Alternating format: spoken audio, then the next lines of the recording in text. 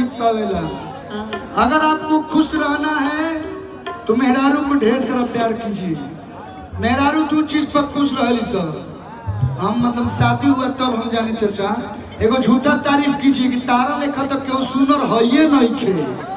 आ दूसरा जब तनी मनी खिसियाए तो कुछ बढ़िया गिफ्ट दे दो एकदम गच रही। तो लइका कहता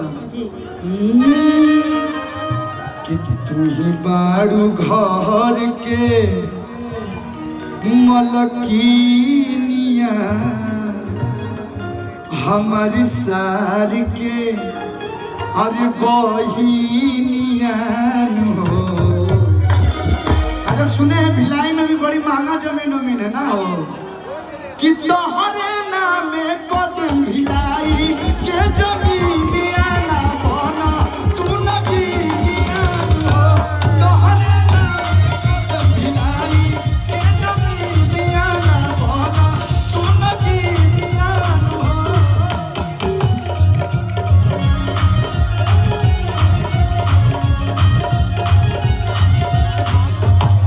रोज रोज के भगवा के शासन पिया उत्साहे नंदो के भाषण पिया।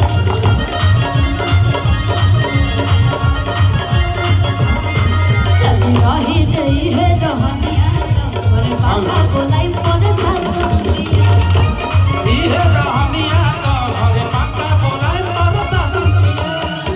तू ही बारू घर के मलकिनिया हमर सार के बहिनिया हमर सार के बहिनिया हो।